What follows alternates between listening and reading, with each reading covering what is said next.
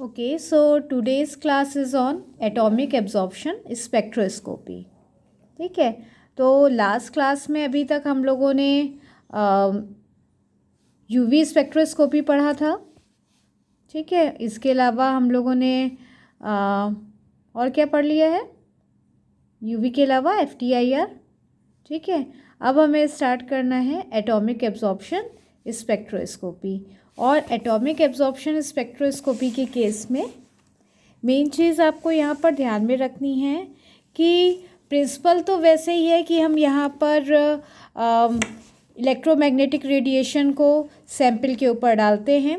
Sample radiation के specific part को, एक स्पेसिफिक वेवलेंथ को एब्जॉर्व करता है और उसके बाद जो इसमें स्पेक्ट्रम डेवलप होता है उसे डिटेक्टर रिकॉर्ड करता है. लेकिन इस मैकेनिज्म में ये जो डिफरेंट टेक्निक है एटॉमिक एब्जॉर्प्शन स्पेक्ट्रोस्कोपी, तो इसमें क्या वेरिएशन है, क्योंकि सिमिलरली हमने FTIR के केस में बात की थी, इसी तरीके से हम लोगों ने UV विजुअल फोटोमेट्री के केस में भी बात की थी. यहाँ पर डिफरेंस ये है कि एटॉमिक एब्जॉर्प्शन स्पेक्ट्रोस्कोपी जो है ये एलिमेंटल एनालिसिस के लिए यूज़ होती है. मींस कौन से एलिमेंट आपके सैंपल में प्रेजेंट है ये उसको डिटेक्ट कर सकता है और उसकी कंसंट्रेशन को भी बता सकता है. ठीक है, तो ये जो एटॉमिक एब्जॉर्प्शन स्पेक्ट्रोस्कोपी है इसको शॉर्ट में कई बार AAS बोला जाता है, AAS बोलते हैं या फिर AA स्पेक्ट्रोस्कोपी बोलते हैं. ठीक है, तो डिपेंड करता है कि हम इसको किस तरीके से प्रोनाउंस करते हैं, AAS और AA spectroscopy, atomic absorption spectroscopy. But this is the technique जिसे बहुत पहले ही डेवलप कर लिया गया था, कॉमर्शली इसको डेवलप किया गया था और इसके अब कई वर्जन्स अवेलेबल हैं डिपेंडिंग अपॉन कि जो हम एनालिसिस कर रहे हैं उस केस में जो हम एलिमेंट यूज़ कर रहे हैं, जो एलिमेंट की एनालिसिस कर रहे हैं, हमें सैंपल में प्रेजेंट एलिमेंट को कन्वर्ट करना पड़ता है इनटू देयर एटॉमिक स्टेट.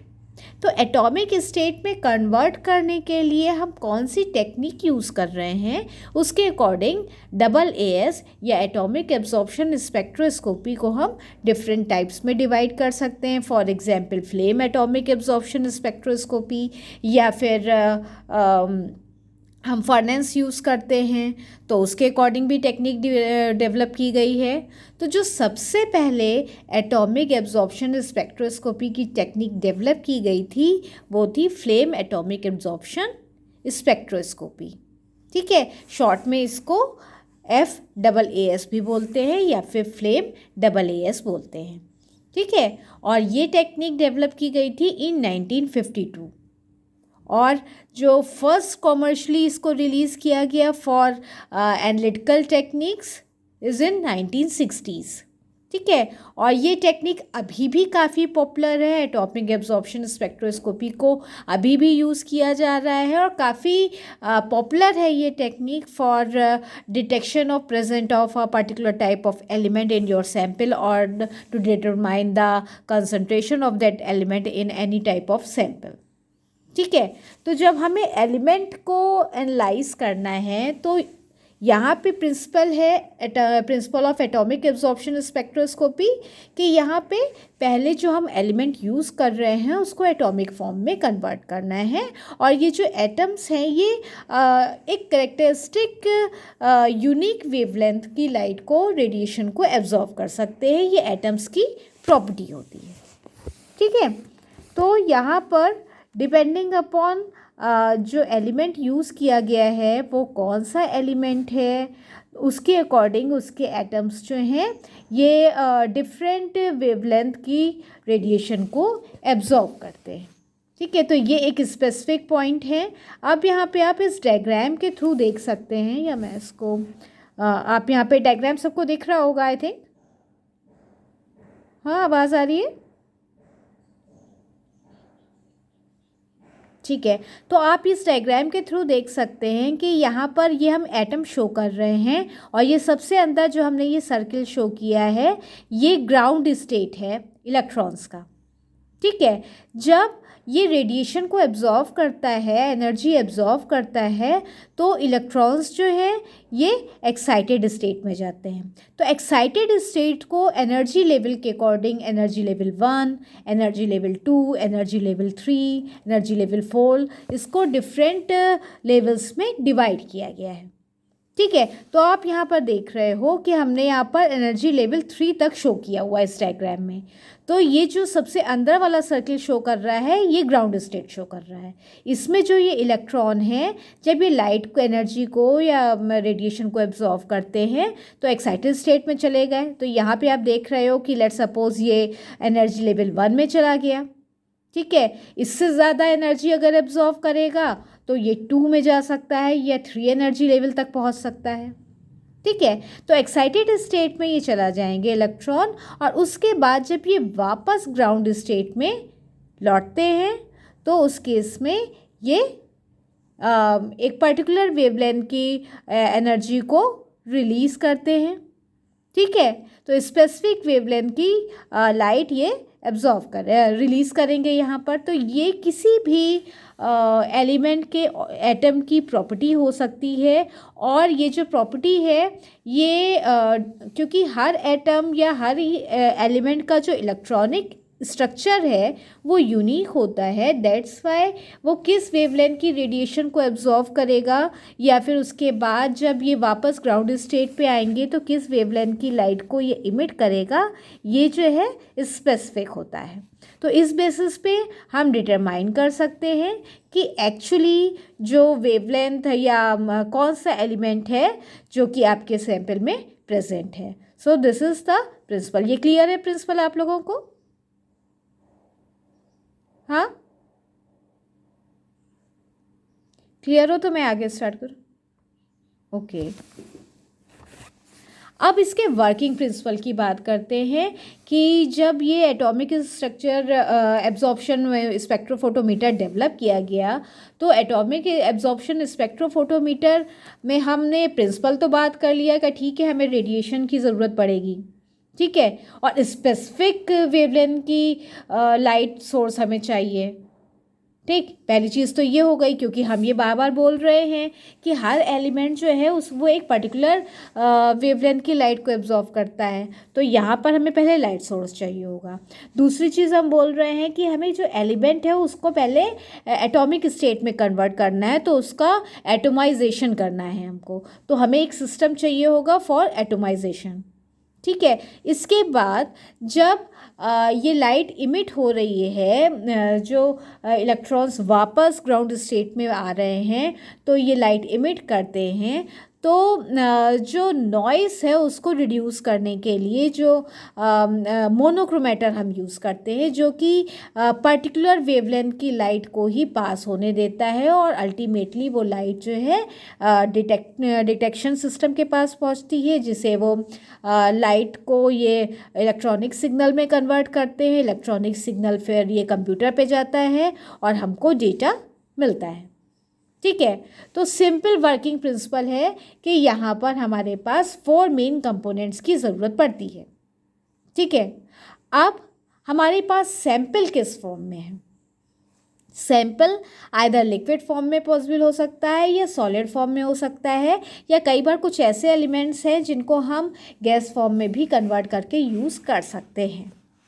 ठीक है, क्योंकि अभी आप आगे देखोगे कि हमें जब हम एटम के फॉर्म में एलिमेंट को कन्वर्ट कर रहे हैं, उसका एटोमाइजेशन करते हैं, तो हम उसको गैस फॉर्म में लेकर आ रहे हैं, और उसको हम किस तरीके से फर्दर कन्वर्ट कर रहे हैं ये डिपेंड करेगा आगे कि हम कौन सी टेक्निक को यूज़ कर रहे हैं। ठीक है, तो यहाँ पर हमने आइदर लिक्विड सैंपल लिया या सॉलिड सैंपल लिया। उस सैंपल को हम जब एटॉमिक फॉर्म में कन्वर्ट कर रहे हैं, एटॉमिक स्टेट में कन्वर्ट कर रहे हैं, तो इस केस में हम इसको हीट करते हैं आइदर यूजिंग फ्लेम और ग्रेफाइट फर्नेस। ठीक है, तो डिपेंडिंग अपॉन हम किस तरीके से एटोमाइजेशन कर रहे हैं, तो यहाँ पर ये जो एटॉमिक एब्जॉर्प्शन स्पेक्ट्रोफोटोमेट्री की टेक्निक है ये वेरी करती है। ठीक है। अब इसके बाद जब फ्री एटम फॉर्म में कन्वर्ट हो गया आपका सैंपल, फिर हम उसके ऊपर लाइट को एक्सपोज करते हैं। तो हम इस लाइट के लिए सोर्स क्या यूज़ कर रहे हैं? Hello, cathode lamp. तो कैथोड लैम्प किस तरीके से वर्क करेगा ये अभी हम आगे स्टडी करेंगे। ठीक है। अब ये जो कैथोड लैम्प की जो लाइट है, रेडियो एनर्जी है, उसको यूज़ करते हुए जब एटम जो है उसके इलेक्ट्रॉन एक्साइटेड स्टेट में जाएंगे, तो ये जो इलेक्ट्रॉनिक ट्रांजिशन होगा from ground state to excited electronic state. तो डिपेंडिंग अपॉन कि जब हमने एटोमाइजेशन किया था तो कितने एटम्स लाइट एब्जॉर्व करने के बाद ग्राउंड स्टेट से एक्साइटेड स्टेट में पहुँचे, उस पर डिपेंड करेगा कि कितनी एनर्जी या कितनी लाइट एब्जॉर्व हुई।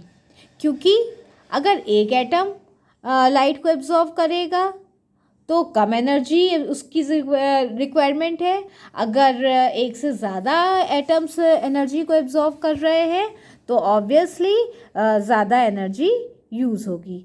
सो लैम्बर्ट बीर लॉ के अकॉर्डिंग कि कितनी रेडिएशन एब्जॉर्व हुई है और उसके बाद जब एक्साइटेड स्टेट से ये वापस ग्राउंड स्टेट में आता है तो कितनी रेडिएट एनर्जी रिलीज़ हो रही है, किस वेवलेंथ की एनर्जी रिलीज़ हो रही है, ये इन सब बातें डिपेंड करेंगी कि हमारे पास जो सैंपल है उसमें कंसंट्रेशन कितनी है आपके जो स्पेसिफिक एलिमेंट की। ठीक है। तो लैम्बर्ट बीर लॉ या बीर लैम्बर्ट लॉ के अकॉर्डिंग ये जो रिलेशनशिप है कि relationship between light absorption and concentration of element, तो वो यहाँ पर भी उसी तरीके से वर्क कर रहा है। ठीक है। अब ये जो लाइट प्रोड्यूस हुई है लैम्प की, अब आप सोचने की बात ये है कि हम किस वेवलेंथ की लाइट को यूज़ करेंगे, क्योंकि हमने आपको बोला कि जो सैंपल है या एलिमेंट है, हर एलिमेंट का अपना एक इलेक्ट्रॉनिक स्ट्रक्चर होता है कि वो किस वेवलेंथ की लाइट को एब्जॉर्व करेगा। तो ऑब्वियसली उसको एक्सपोज हमें उसी वेवलेंथ की लाइट से करना है ना। तो इस केस में जो हम लैंप यूज़ कर रहे हैं, उस लैंप में जो हम जो एलिमेंट यूज़ कर रहे हैं लैंप में, वो सेम एलिमेंट होता है जिसे हम एक्चुअली डिटेक्ट करना चाहते हैं। फॉर एग्जांपल, अगर हम कह रहे हैं कि जो हमारे पास सैंपल है या इन्वायरमेंट सैंपल है, क्या इसमें आर्सेनिक प्रेजेंट है, हम ये चेक करना चाह रहे हैं, तो फिर अब हम जो लैंप यूज़ करेंगे, कैथोड लैंप यूज़ करेंगे, उसमें हम जो आर्सेनिक है उसी को यूज़ करेंगे यहाँ पर इस लैंप में, जिससे कि जो रेडिएशन एनर्जी उसी करस्पॉन्डेंस में यूज़ होगी जो कि आपका एलिमेंट का एटम जो है एब्जॉर्व करता है। ठीक है। तो लाइट प्रोडक्शन जो लैंप यूज़ हो रहा है उस केस में दो लाइट है that was emitted from excited atom of the same element, that is to be determined. ठीक है। तो ये एक बहुत इंपॉर्टेंट पॉइंट है जो कि ध्यान में रखने की ज़रूरत है। तो इस केस में जो लैंप का कैथोड है उससे कोट किया जाता है उस पर्टिकुलर एलिमेंट से जिसे हम डिटेक्ट करना चाहते हैं अपने सैंपल में। ठीक है। जिससे कि रेडिएशन एनर्जी करस्पॉन्ड करेगी directly to the wavelength absorb by the atomised sample. ठीक है। अब नेक्स्ट यहाँ पर क्या है कि अब जब आपका सैंपल लाइट एब्जॉर्व करता है और उसके बाद जो रेडिएशन इमिट होती है उसको डिटेक्ट करना है, तो यहाँ पर जो बैकग्राउंड इंटरफेरेंस है उसको कम करने के लिए यहाँ पर मोनोक्रोमेटर यूज़ किया जाता है। तो अब जो रेडिएशन जनरेट हुई है इसे हम पास करते हैं थ्रू मोनोक्रोमेटर, और मोनोक्रोमेटर जो है इस रेडिएशन को डिफरेंट वेवलेंथ के अकॉर्डिंग उसको अलग करता है और एक पर्टिकुलर वेवलेंथ की लाइट को आगे फर्दर डिटेक्टर तक पास करता है। और डिटेक्टर जो है ये बीम की इंटेंसिटी को मेज़र करता है और उसको डेटा के फॉर्म में हमें रिजल्ट मिलता है। इतना क्लियर है? हाँ, इतना ठीक है, तो यहाँ आप इस डायग्राम में देख सकते हो, ये डायग्राम जो है फ्लेम एटॉमिक एब्जॉर्प्शन स्पेक्ट्रोफोटोमीटर का है, स्पेक्ट्रोमीटर का है। तो आप यहाँ पर देख सकते हो कि ये हमने कैथोड लैंप यूज़ किया। सैंपल हमारे पास लेट्स सपोज ये लिक्विड फॉर्म में था। हमने एक नेबुलाइज़र यूज़ किया। नेबुलाइज़र जो है इस सैंपल को लेगा और उसे मिस्ट के फॉर्म में कन्वर्ट करेगा। अब ये कैसे करेगा ये हम आगे भी डिटेल में डिस्कस करेंगे। ये जो मिस्ट जनरेट हुई है ये फ्लेम के थ्रू पास होगी। फ्लेम जो है एलिमेंट जो आपके सैंपल में प्रेजेंट है, मिस्ट में जो एलिमेंट प्रेजेंट था उसको एटॉमिक फॉर्म में कन्वर्ट करेगा और ये जो लैम्प से रेडिएशन निकल रही है, अब यहाँ पर जो एलिमेंटल के एटम्स प्रेजेंट हैं उसके थ्रू ये लाइट पास होगी। तो यहाँ पर आपका एलिमेंट जो है उसके एटम्स लाइट को एब्जॉर्व करेंगे स्पेसिफिक वेवलेंथ ऑफ लाइट, और उसके बाद जो अब एनर्जी लाइट पास हो रही है उसे हम मोनोक्रोमेटिक के थ्रू पास करेंगे, जो कि एक पर्टिकुलर स्पेसिफिक वेवलेंथ की लाइट को आगे ट्रांसमिट करेगा और डिटेक्टर के पास ये जाएंगे और डिटेक्टर इसको रीडेबल फॉर्मेट में कन्वर्ट कर देगा। तो आप इस डायग्राम के थ्रू समझ सकते हो, वही सेम पूरा मेथड जो हमने भी आपको एक्सप्लेन किया। अब आगे हम बात करते हैं, एग्जाम्पल लेते हुए स्पेसिफिकली बात करते हैं कि किस तरीके से, मतलब जो हमने भी आपको मेथड बताया उसको अगर हमें और अच्छे से समझना है तो हम यहाँ पर एक सैंपल लेकर चलते हैं कि हमने कौन सा एलिमेंट यूज़ किया। लेट सपोज हमने लेड को यूज़ किया। लेड हमें डिटेक्ट करना है इन अ गिवन सैंपल, कि जो हमारे पास सैंपल है उसमें क्या लेड प्रेजेंट है। तो इस केस में हम क्या करेंगे कि जो हम फ्लेम यूज़ कर रहे हैं, तो जो हम फ्लेम यूज़ कर रहे हैं सबसे पहले उसमें हम जो लेड है उसको हम एटम फॉर्म में कन्वर्ट करेंगे। एटम्स जो हैं डिसोसिएट हो जाएंगे, फ्रीली डिसोसिएट फॉर्म में आ जाएंगे। उसके बाद नेक्स्ट अब हमने क्या किया कि स्पेसिफिक वेवलेंथ की लाइट को पास किया और फोकस किया ऑन दीज एटम्स। तो यहाँ पर अब क्योंकि हम लेड की पर्टिकुलरली बात कर रहे हैं तो यहाँ पर जो लेड के एटम में इलेक्ट्रॉन प्रेजेंट है इन ग्राउंड स्टेट, ये जब 283 वेवलेंथ की लाइट को एब्जॉर्व करते हैं तो वो फर्स्ट एनर्जी लेवल पे पहुँच जाता है। ठीक है, अब आप यहाँ पर ये देख सकते हैं इस डायग्राम के थ्रू, यहाँ पर इस डायग्राम के थ्रू आप लेड का देख सकते हैं कि ये हम ग्राउंड स्टेट शो कर रहे हैं। ठीक है, this one first energy state, ये सेकेंड, थर्ड एंड फोर्थ। तो हम फोर्थ तक दिखा एक्सक्यूज मी एनर्जी स्टेट्स को शो कर रहे हैं। अब आप यहाँ पे मैं बोल रही हूँ कि जब ये 283.3 नैनोमीटर वेवलेंथ की लाइट को एब्जॉर्व करता है तो ये ग्राउंड स्टेट से एनर्जी लेवल 1 में पहुँच जाता है। ठीक है, और जब ये 261.4 नैनोमीटर की लाइट को एब्जॉर्व करता है तो ये एनर्जी लेवल सेकेंड में पहुंचता है। ठीक है, इसी तरीके से जब थर्ड में पहुंचता है एनर्जी लेवल तो उसके लिए 270 नैनोमीटर की लाइट को एब्जॉर्व करता है। इसी तरीके से 202.2 नैनोमीटर की लाइट एब्जॉर्व अगर होगी तो एनर्जी लेवल 4 पे पहुंच जाएगा। तो आप यहाँ पर देख रहे हो मैं वेवलेंथ बता रही हूँ, तो वेवलेंथ और एनर्जी जो है ये तो इन्वर्सली प्रोपोर्शनल है, तो जितनी ज़्यादा वेवलेंथ होगी उतनी कम एनर्जी होगी। तो आप यहाँ पे देख सकते हैं कि 283.3 नैनोमीटर की जब हमने लाइट इस पर एक्सपोज किया तो ये ग्राउंड लेवल से फर्स्ट एनर्जी लेवल पे आ गया। लेकिन आप देखिए फर्स्ट एनर्जी लेवल और सेकेंड एनर्जी लेवल के बीच में जो डिफरेंस है वो काफ़ी कम है, मतलब 261 चाहिए for second energy level and 283 चाहिए फॉर फर्स्ट एनर्जी लेवल। तो दोनों की एनर्जी में कोई ख़ास डिफरेंस नहीं है दोनों वेवलेंथ में। ठीक है, दोनों के एनर्जी लेवल में कोई ख़ास डिफरेंस नहीं है। तो एक्चुअली जो ग्राउंड स्टेट से फर्स्ट एनर्जी लेवल पे जो ट्रांजिशन होता है वो बहुत इम्पॉर्टेंट है फॉर AAS, क्योंकि उसके बाद जो आगे फर्दर और एनर्जी लेवल्स में जाने के लिए एक्स्ट्रा एनर्जी की रिक्वायरमेंट होती है वो डिफरेंस काफ़ी कम है। ठीक है, तो मोस्ट इम्पॉर्टेंट क्या है फॉर AAS यहाँ पर कि ये ग्राउंड लेवल से एनर्जी वर्ल्ड लेवल पे पहुंच जाए। ठीक है, और डिपेंड करता है कि किस वेवलेंथ की लाइट हमने एक्सपोज की है तो वो किस एनर्जी लेवल पे पहुंच रहा है, और उसके बाद जब वो हायर एनर्जी लेवल से वापस आएगा तो किस वेवलेंथ की लाइट को इमिट करेगा, तो ये वेरी करता है।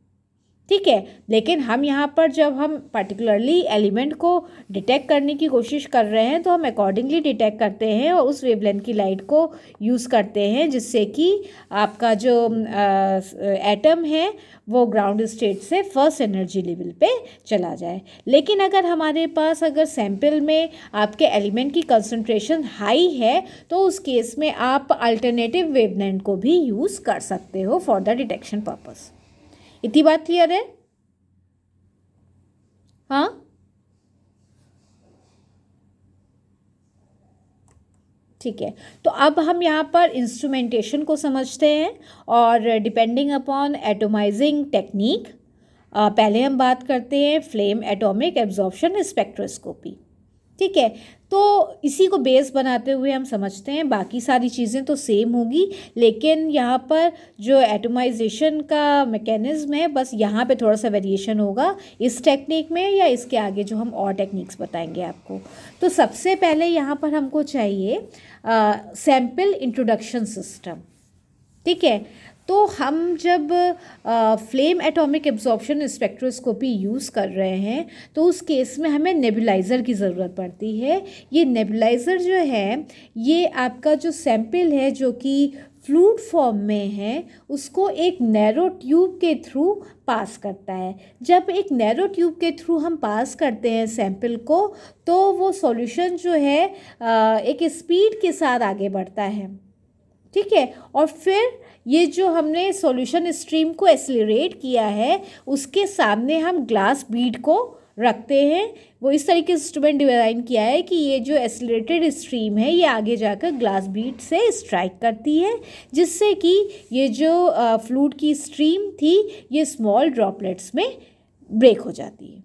ठीक है, और एरोसॉल जनरेट होता है। तो इस बात को आप इसी एक्सपेरिमेंट से समझ सकते हो। लेट्स सपोज जो आप लोग सिंपल वाटर के लिए वो जो ट्यूब यूज़ करते हैं ना, गार्डनिंग में ट्यूब यूज़ की जाती है, तो आप लोग ने देखा होगा कि ट्यूब को जब कभी आप उसका जो नोज़ल पॉइंट है उसको थोड़ा सा दबा देते हैं जिससे कि उस ट्यूब का जो एग्ज़िट पॉइंट है वो कम हो जाता है, डायमीटर कम हो जाता है, तो आप देखते हो कि जो वाटर है वो ज़्यादा फोर्सफुली ज़्यादा दूर तक वो मूव करता है। दैट मीन्स हम ट्यूब को जितना डायमीटर को छोटा करेंगे या उसका जो आउटलेट पॉइंट है उसका डायमीटर जितना छोटा होगा उतना ही ज़्यादा स्पीड के साथ या आपका सैंपल जो स्ट्रीम है वो एक्सेलरेट होगी। ठीक है, उसके बाद आप लोगों ने ये भी देखा होगा कि जब कभी आप इस वाटर की स्ट्रीम के साथ अगर आप अपना हाथ आगे लगा देते हो तो वो जो वाटर है वो स्मॉल ड्रॉपलेट्स के फॉर्म में इधर उधर फैल जाता है। ठीक है, तो वही चीज़ यहाँ पर भी की जा रही है कि ये जो एक्सेलरेटेड स्ट्रीम है उसके सामने ग्लास बीड को रखा जाता है जिससे कि वो फाइन ड्रॉपलेट्स में ब्रेक हो जाता है और ये जो ड्रॉपलेट्स हैं ये एयर में डिस्पर्स हो जाते हैं जिसे हम बोल रहे हैं एरोसॉल। ठीक है, तो सस्पेंशन ऑफ सॉलिड और liquid in gas phase is known as aerosol. तो इसलिए हम यहाँ पर इसलिए एरोसॉल टर्म यूज़ कर रहे हैं। अब ये जो एरोसॉल जनरेट हुआ है यहाँ पर जो लार्ज ड्रॉपलेट्स होंगी, अब जो बीड मिस्ट जनरेट हुआ उसमें ड्रॉपलेट्स के साइज़ वेरी करेंगे, कुछ लार्ज साइज़ की ड्रॉपलेट्स होंगी, कुछ स्मॉल साइज़ की ड्रॉपलेट्स होंगी। तो जो लार्ज ड्रॉपलेट्स होंगी ऑब्वियसली उनका वेट ज़्यादा होगा और जो स्मॉल ड्रॉपलेट्स होंगी वो लाइट वेटेड होंगी। तो जो लार्ज ड्रॉपलेट्स होती हैं वो काफ़ी जल्दी सेटल डाउन होती हैं तो इसलिए वो ड्रेन में चली जाती हैं, और जो फाइन एरोसॉल है वो पास होता है थ्रू स्प्रे चैम्बर और अब वो पहुंचता है बर्नर तक। ठीक है, अब बर्नर तक जब वो एरोसॉल पहुंचता है तो उसमें प्रेजेंट जो एलिमेंट्स हैं वो फ्लेम के कांटेक्ट में आके और ये हीट अप होके ये एटम फॉर्म में कन्वर्ट होते हैं। ठीक है, तो यहाँ पे ये फर्स्ट पार्ट था आपका जिसमें सैम्पल इंट्रोडक्शन सिस्टम। अब ये जो नेक्स्ट पार्ट है इसे बोलेंगे हम बर्नर। ठीक है, नेक्स्ट इसका जो इंस्ट्रूमेंटेशन का पार्ट है बर्नर और फ्लेम। अब यहाँ पर जो बर्नर है ये कन्वर्ट करता है एरोसॉल गैस मिक्सचर को, ठीक है, इनटू ये जो नेबुलाइज़र से होते हुए आपका स्प्रे जनरेट हुआ था और एरोसॉल जनरेट हुआ था, उसको ये हीट अप करता है और एटम्स जो हैं ये जनरेट हो रहे हैं। तो यहाँ पर हीट करने के लिए जो फ्लेम जनरेट की जा रही है उस केस में गैस को बर्न किया जाता है, गैस मिक्सचर को बर्न किया जाता है। और इस केस में 2 कॉमन गैस मिक्सचर्स यूज़ किए जाते हैं। एक है एयर एसिटिलीन, दूसरा है नाइट्रस ऑक्साइड एसिटिलीन मिक्सचर। तो एयर एसिटिलीन मिक्सचर जो है ये फ्लेम प्रोड्यूस करता है ऑफ अबाउट 2300 डिग्री सेल्सियस और nitrous oxide acetylene mixture about 2700 degree Celsius.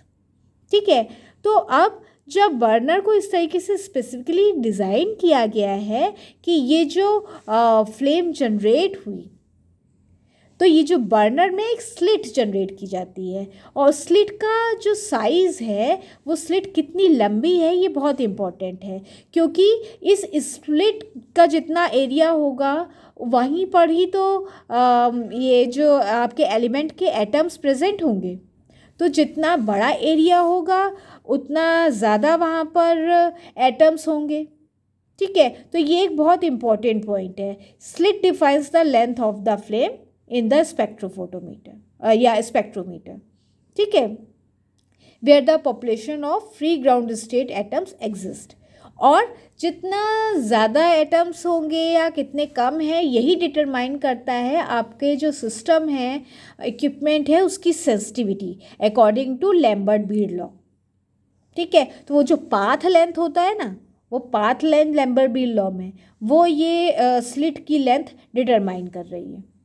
ठीक है, इतना क्लियर है? ठीक है, अब नेक्स्ट है इंस्ट्रूमेंटेशन। तो इंस्ट्रूमेंटेशन के केस में नेक्स्ट पार्ट इसका आ जाता है लाइट सोर्स। तो लाइट सोर्स यहाँ पे हम यूज़ कर रहे हैं हॉलो कैथोड लैम्प। तो ये जो कैथोड लैम्प है, 1 सेकेंड, ये जो हम कैथोड लैम्प यूज़ कर रहे हैं इसमें हम इनर्ट गैस को फिल करते हैं at low pressure. Usually argon या फिर नियॉन गैस को यूज़ किया जाता है। ठीक है, अब यहाँ पर हमने लैम्प यूज़ किया है, इसमें मेटल कैथोड होता है which is coated with the element of interest, जैसा मैंने आपको पहले बताया था कि ये एक इम्पॉर्टेंट पॉइंट है। तो यहाँ पर जो हम कैथोड यूज़ करते हैं लैम्प में उसकी कोटिंग की जाती है with the element which we want to check. तो उस केस में हमने यहाँ पर इसको इस तरीके से प्लेस किया जाता है एनोड के अपोजिट। ठीक है, तो अब यहाँ पर जब हाई वोल्टेज अप्लाई किया जाता है अक्रॉस 2 इलेक्ट्रोड्स, तो इस वजह से जो इसमें हमने इनर्ट गैस को फिल किया हुआ है वो उसका आयोनाइजेशन होता है। ठीक है, और आयंस जो हैं ये कैथोड की तरफ मूव करते हैं। तो ये कैथोड में आकर जब ये आयंस टकराते हैं, बम्बार्डमेंट करते हैं, तो उसकी वजह से का इनफ एनर्जी जो है ये जो जनरेट हो रही है आयंस के बम्बार्डमेंट की वजह से, वो मेटल एटम्स जो हैं ये उसको इजेक्शन में ये इम्पॉर्टेंट रोल प्ले करते हैं। और कैथोड मटेरियल पे जब ये आयंस स्ट्राइक कर रहे हैं तो एटम्स जो है इजेक्ट होते हैं। ठीक है, in the form of atom plume. और जब ये एटम प्लूम जनरेट हो रहा है और अब ये जो फ्लेम थी, ये बर्नर जो है, ये आपके जो एरोसॉल जनरेट हुआ था ये उसके ऊपर ही अटैच है।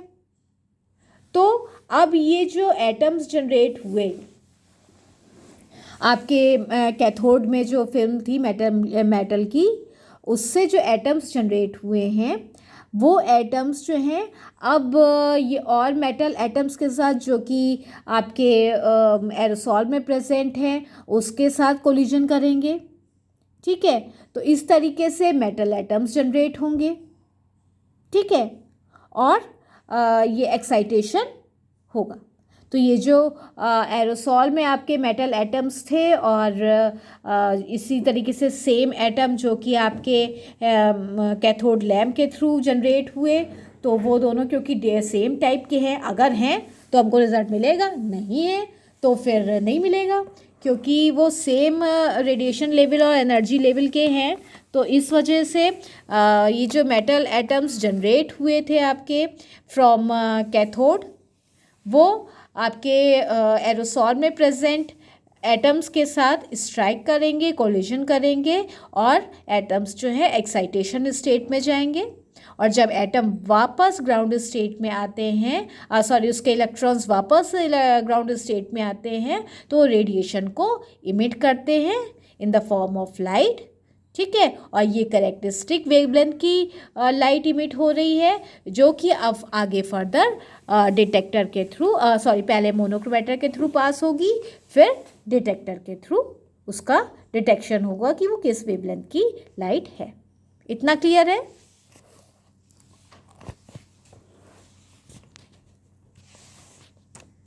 ओके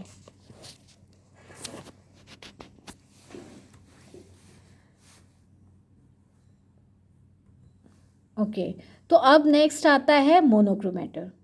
तो मोनोक्रोमेटर के केस में this is a optic device. इसका सोल पर्पस मैं पहले भी आपको बता चुकी हूँ कि ये लाइट को कलेक्ट करता है और उसके बाद उसको डिफरेंट वेवलेंथ और नैरो वेवलेंथ बैंड के फॉर्म में उनको सेपरेट करता है। ठीक है, तो इसको हम डायग्राम के थ्रू समझ सकते हैं।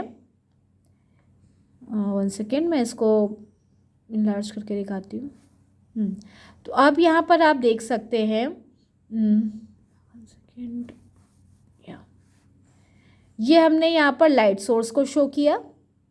ठीक है, ये आपका कैथोड लैम्प है। कैथोड लैम्प से जो पर्टिकुलर वेवलेंथ की लाइट जनरेट हुई थी और जो एटम्स के बीच में कोलिजन हुआ था, उसके बाद अब ये जो लाइट रिलीज़ हुई, इमिट हुई, ये लाइट जो है अब मोनोक्रोमेटर के अंदर एंटर कर रही है थ्रू एंट्रेंस स्लिट। ठीक है, ये डिटरमाइन करती है एंट्रेंस स्लिट कि हम कितनी लाइट को पास करना अलाउ करेंगे। ठीक है, क्योंकि आप ये समझ सकते हैं कि अगर लाइट इंटेंसिटी ज़्यादा होगी तो उस फ्लैश की वजह से भी रिज़ल्ट प्रॉपर नहीं आता है, तो हम पर्टिकुलर इंटेंसिटी तक की लाइट को हम अलाउ कर रहे हैं। ठीक है, तो एंट्रेंस स्लिट जो है ये कंट्रोल करती है कि कितनी लाइट को हम अंदर एंटर करने देंगे। अब उसके बाद हम इसको फोकस करते हैं with the help of collimating mirror on to the surface of grating device. तो ये जो ग्रेटिंग डिवाइस है, ये एक पर्टिकुलर एंगल पे है। आप ये देख रहे हैं कि इसमें डिफरेंट नॉचेस हैं और ये पर्टिकुलर एंगल पे मूव करती है। तो ये जो एंगल है, किस एंगल के साथ ये लाइट आकर ये ग्रेटर पे स्ट्राइक कर रही है, उस पर डिपेंड करता है कि ये जो वेवलेंथ जो लाइट है वो उसको फोकस करेगा आगे फोकसिंग मिरर के थ्रू डिटेक्टर तक। तो ये डिटरमाइन कर रहा है कि जो कौन सी वेवलेंथ की लाइट आगे एग्जिट स्लिट के थ्रू पास होगी और डिटेक्टर तक पहुंचेगी। ठीक है, तो ये जो ग्रेटर है, ये इनको नैरो बैंड्स के फॉर्म में इसने डिवाइड कर दिया रेडिएशन को, और एंगल पे डिपेंड कर रहा है कि अब इस रेडिएशन में से किस वेवलेंथ की लाइट को ये आगे फोकस करेगा। इतनी बात क्लियर है? और एग्जिट स्लिट के थ्रू ये पर्टिकुलर वेवलेंथ की लाइट आगे मूव करके ये डिटेक्टर के पास पहुंच रही है। इतना क्लियर है? हाँ,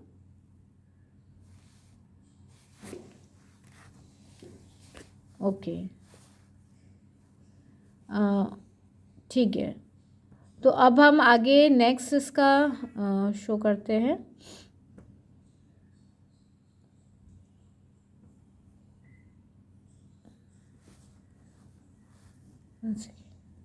ओके, अब डिटेक्टर की बात करते हैं।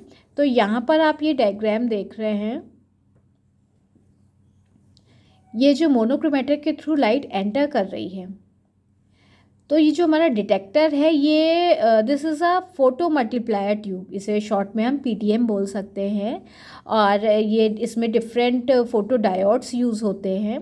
और यहाँ पर ये जो एग्जिट स्लिट के थ्रू लाइट एंटर हो रही है डिटेक्टर में, ये फोटो डायोड पे स्ट्राइक कर रही है, जिससे कि ये जो लाइट है ये इलेक्ट्रिकल सिग्नल के फॉर्म में कन्वर्ट हो रही है। और इसमें a series of diode system use किए जाते हैं, जिससे कि ये जो सिग्नल है इसे इलेक्ट्रिकल सिग्नल को एम्पलीफाई किया जा सके। तो आप यहाँ पे देख रहे हैं कि ये सीरीज़ ऑफ डायोड्स आप देख सकते हैं, ये यहाँ पे हमने शो किया हुआ है, this one, second, third, fourth, fifth. तो इस तरीके से कई सारे डायोड्स लगे हुए हैं। और इस तरीके से ये जब लाइट एनर्जी जो है ये रेडिएंट एनर्जी इलेक्ट्रिकल सिग्नल के फॉर्म में कन्वर्ट हो रही है।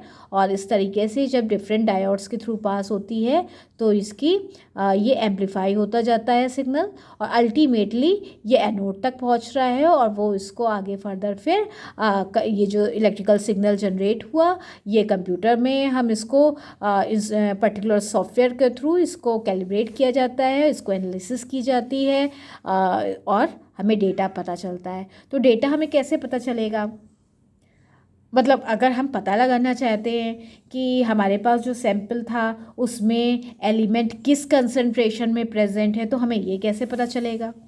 तो ये हम कैलिब्रेट करके पता कर सकते हैं। एक स्टैंडर्ड हमारे पास अगर हो, लेट सपोज अगर हमें पहले से चेक कर रखा है कि हमारे पास अगर लेड 1 माइक्रोग्राम कंसंट्रेशन में है सैंपल में, तो जो इलेक्ट्रिकल सिग्नल जनरेट होगा उसकी इंटेंसिटी कितनी होगी।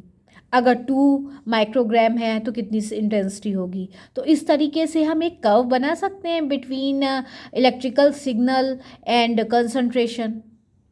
तो ये जो हमें स्टैंडर्ड कर्व मिलेगा, और उसके बाद अब हमने अपना अननोन सैंपल लगा दिया तो हमें सिग्नल जो जनरेट हुआ, तो इस स्टैंडर्ड कर्व के बेसिस पे हम ये कैलिब्रेट करके हम अपना पता लगा सकते हैं कि हमारा इस सैंपल में जो एलिमेंट प्रेजेंट है उसकी कंसंट्रेशन क्या है। ठीक है, तो यहाँ पर इस सिस्टम में पहले से ही ऑलरेडी कैलिब्रेट करके रखा जाता है कि कौन सा एलिमेंट का स्टैंडर्ड कर्व किस तरीके का है। ठीक है, तो ये हर बार करने की ज़रूरत नहीं है। यूजुअली सभी इक्विपमेंट के अकॉर्डिंग ये स्टैंडर्ड्स जो है बनाए हुए रहते हैं, इसके सॉफ्टवेयर में डेटा फीड होता है। तो आप बस अपना सैंपल लगाओगे और वो सैंपल आपको इस कैलिब्रेशन कर्व के बेसिस पे आपको रिज़ल्ट मिल जाएगा कि आपका जो सैंपल है उसमें एलिमेंट प्रेजेंट है या नहीं है, और है अगर तो किस कंसंट्रेशन में प्रेजेंट है। इतना क्लियर है? हाँ, ओके। तो ये आप कंप्लीट डायग्राम इसे देख सकते हैं।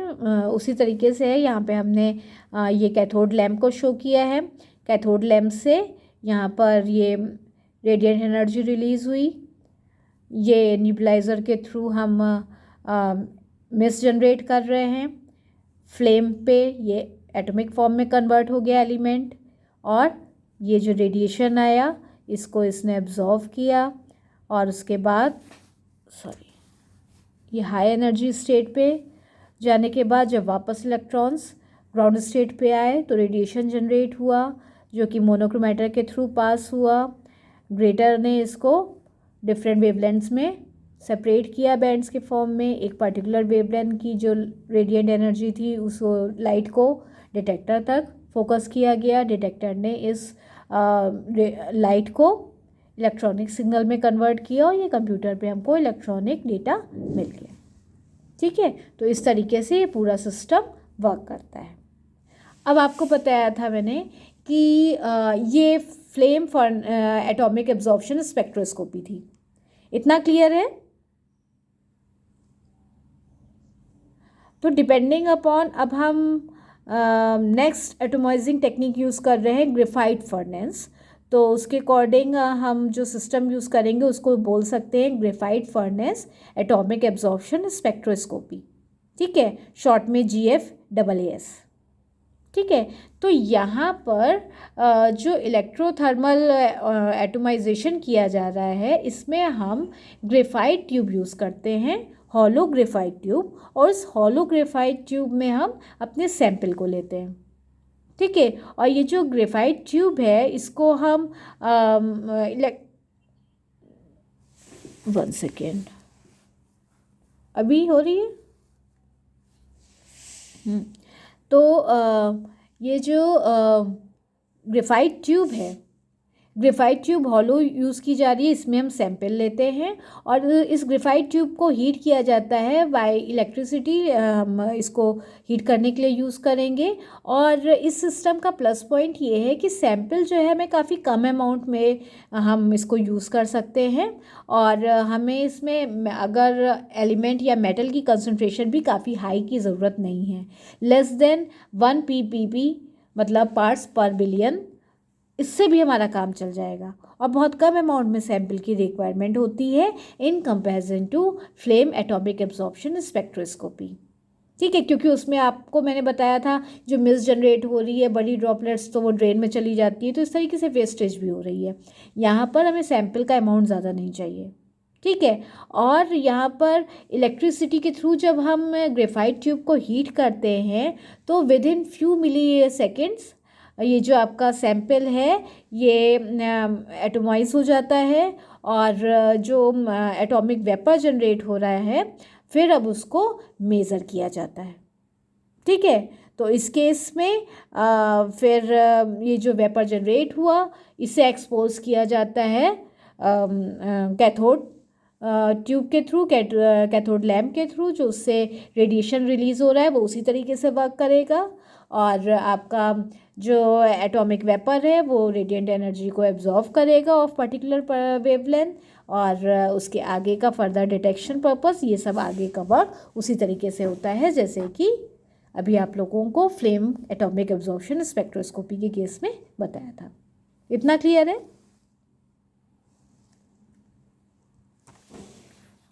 नेक्स्ट है हाइड्राइड जनरेटिंग ऑटोमाइजर्स। तो यहाँ पर ऐसे एलिमेंट्स जो कि हाइड्राइड फॉर्म करते हैं, हाइड्राइड्स जो है ये गैसेस हाइड्राइड है, तो यहाँ पर ऑटोमाइजेशन में थोड़ी सी हेल्प मिलती है, क्योंकि जब हम इन एलिमेंट्स को हाइड्राइड फॉर्म में कन्वर्ट करते हैं तो वो गैसुअस फॉर्म में आ जाते हैं, और इनका फर्दर ऑटोमाइजेशन जो है वो ईज़िली होता है। ठीक है। तो ऐसे एलिमेंट्स कौन से हैं? आर्सेनिक है, एंटीमनी है, बिस्मिथ है, लेड है, इन सबको हम गैसुअस हाइड्राइड के फॉर्म में कन्वर्ट कर सकते हैं। तो कन्वर्ट करने के लिए जो हमारे पास सैंपल है उसको एसिडिफाई किया जाता है by using sodium borohydride. Sorry, acidified sample जो है हम उसको फिर ऐड करते हैं सोडियम बोरोहाइड्राइड में। ठीक है। और उसके थ्रू जो रिएक्शन होती है तो आपके एलिमेंट का हाइड्राइड फॉर्म होता है जो कि वॉलेटाइल हाइड्राइड गैस के फॉर्म में है, और ये जो गैस फॉर्म हुई है एलिमेंट हाइड्राइड की, इसे ऑप्टिकल सेल में रखा जाता है, और आइदर इलेक्ट्रोथर्मली जैसे कि अभी ग्रेफाइट फर्नेस मेथड में बताया था, या फिर फ्लेम के थ्रू इसको हीट किया जाता है, जिससे कि जो हाइड्राइड्स हैं इसमें प्रेजेंट एलिमेंट के एटम्स रिलीज़ हो जाए, और उसके बाद फिर आगे का पर्पस उसी तरीके से है प्रोसेस कि कैथोड से जो लाइट रेडिएशन पर्टिकुलर वेवलेंथ का जो जनरेट हो रहा है वो एब्जॉर्ब हो रहा है, और आगे का पर्पस उसी तरीके से वर्क ये करता है सेम प्रिंसिपल पे जैसे कि अभी बाकी दोनों आपको एक्सप्लेन किए थे। ठीक है, इतना क्लियर है? नेक्स्ट है कोल्ड वेपर ऑटोमाइजेशन। तो इसे हम मरकरी के लिए यूज़ करते हैं, क्योंकि मरकरी जो है इसका ऑटोमाइजेशन जो है फ्लेम और फर्नेस के थ्रू आसान नहीं होता, ये ऑटोमाइज नहीं हो पाता है। तो इस केस में मरकरी को स्पेशल टेक्निक के थ्रू प्रिपेयर किया जाता है जिसे हम बोलते हैं कोल्ड वेपर ऑटोमाइजेशन। तो इस केस में मरकरी सैंपल को पहले एसिडिफाई किया जाता है और फिर रिड्यूस करके उसे हम इनर्ट गैस के साथ स्वीप करते हैं, और ये इनर्ट गैस के साथ ये जब प्रेजेंट होता है और इस फॉर्म में आगे ये फर्दर फिर उसको हीट किया जाता है आइदर थ्रू फ्लेम और इलेक्ट्रोथर्मली, और आगे का प्रोसेस फिर उसी तरीके से किया जाता है। तो इस तरीके से depending upon automisation techniques atomic absorption spectroscopy different types की हो सकती है, या इक्विपमेंट्स डिफरेंट टाइप्स के होते हैं। इतना क्लियर है?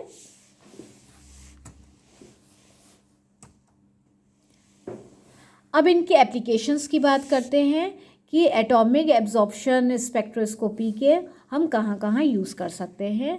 तो माइनिंग में यूज़ हो सकता है, जियोलॉजी में यूज़ करते हैं। माइनिंग में फॉर एग्जांपल हम रॉक्स की या माइनिंग कर रहे हैं या मिनरल्स को माइनिंग कर, तो हम चेक कर सकते हैं कि माइनिंग करने से पहले कि जब वहाँ पे ड्रिल किया जाता है तो वहाँ पे रॉक की कंपोजिशन कैसी है, माइनिंग कहाँ पे करनी चाहिए, किस जगह पे पॉसिबल हो पाएगी।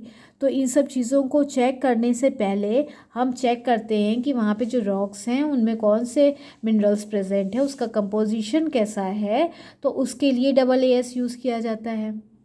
या फिर फॉर एग्ज़ाम्पल जो हाइड्रोकार्बन्स हैं या पेट्रोलियम ऑयल है या गैस है या जो ऑयल है, ये सब यूज़ किया जाता है। तो उसको हम चेक करते हैं उसमें ट्रेस एलिमेंट प्रेजेंट हैं तो किस कंसंट्रेशन में है, क्योंकि उसकी क्वालिटी डिपेंड करेगी आगे फर्दर हम उसको कहाँ यूज़ कर रहे हैं, कैसे यूज़ कर रहे हैं, कितना उसको ट्रीटमेंट की फर्दर प्रोसेसिंग की ज़रूरत है।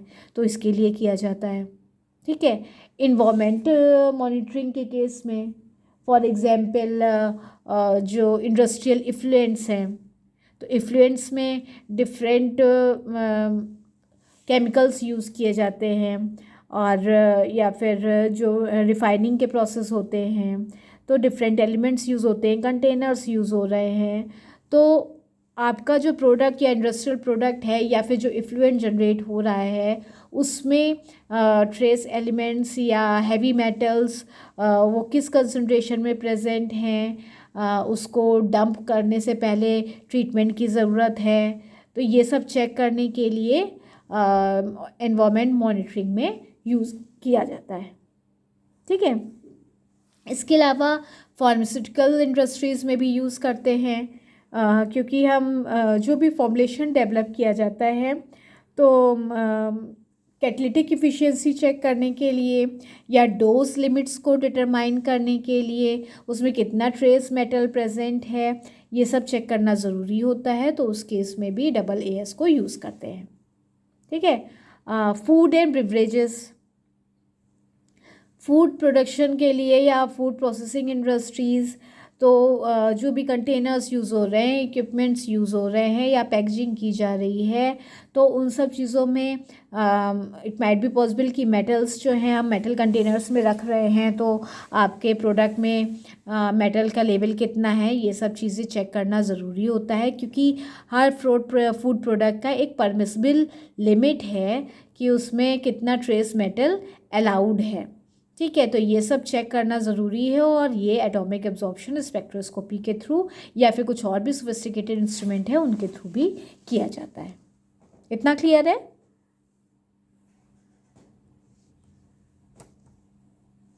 नेक्स्ट है ऑयल एंड पेट्रोलियम।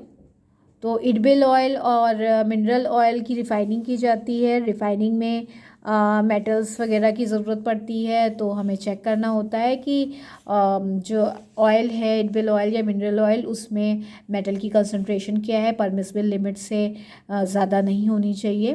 तो ये सब चीज़ें भी इसके थ्रू चेक की जाती हैं। एग्रीकल्चर की फील्ड में भी हम यूज़ करते हैं। फॉर एग्ज़ाम्पल जो एग्रीकल्चर लैंड है, फील्ड है, वहाँ पे सॉइल की मिनरल कंसंट्रेशन क्या है, और ट्रेस मेटल्स प्रेजेंट हैं या नहीं हैं, या किस लेवल पे प्रेजेंट हैं। तो ये सब बातें डिटरमाइन करती हैं कि प्रोडक्टिविटी लेवल कितना होगा। ठीक है। तो इसके लिए भी यूज़ कर सकते हैं। या फिर बायो रिमीडिएशन के, फाइटो रिमीडिएशन के केस में हम इसको चेक करते हैं। फाइटो रिमीडिएशन आप लोगों को पता होगा कि use of plants for removal of heavy metals from polluted side. तो यहाँ पर प्लांट्स जो हैं कितना ट्रेस में ये हैवी मेटल्स को अपटेक कर रहे हैं, तो कितना किया है या क्या उनकी कितना कर सकते हैं, लीव्स में क्या कंसंट्रेशन है, स्टेम में क्या कंसंट्रेशन है। तो ये सब भी चेक करने के लिए AAS को यूज़ किया जाता है। तो जो हम सैम्पल्स यूज़ करते हैं उसको पहले उसको एसिड ट्रीटमेंट दिया जाता है, उसको बर्न किया जाता है, और वो जो सैंपल है उसको फिर AAS पे यूज़ किया जाता है। तो फॉरेंसिक्स में भी हम यूज़ करते हैं।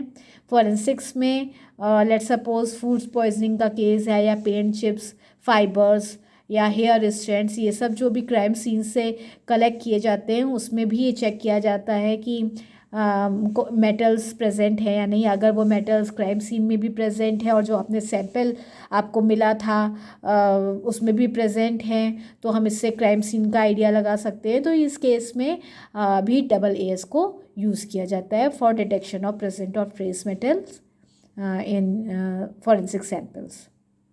ठीक है, तो इतना क्लियर है।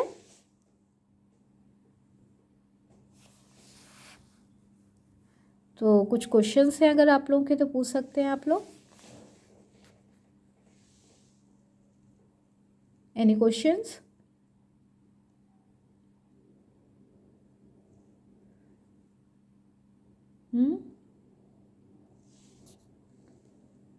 ठीक है, फिर अगर कुछ प्रॉब्लम हो तो आप लोग मुझसे पूछ सकते हैं बाद में भी, और ये मैं आप लोगों को दे दूँगी सारा मटेरियल, और ज्ञान संचय में भी इसको लोड कर दूँगी। ठीक है, फिर आज की क्लास हम लोग यहीं फिनिश करते हैं। फिर नेक्स्ट क्लास में हम लोग कल स्पेक्ट्रोफ्लोरोमेट्री पढ़ेंगे। तो अभी की क्लास हम लोग यहीं पे फिनिश करते हैं।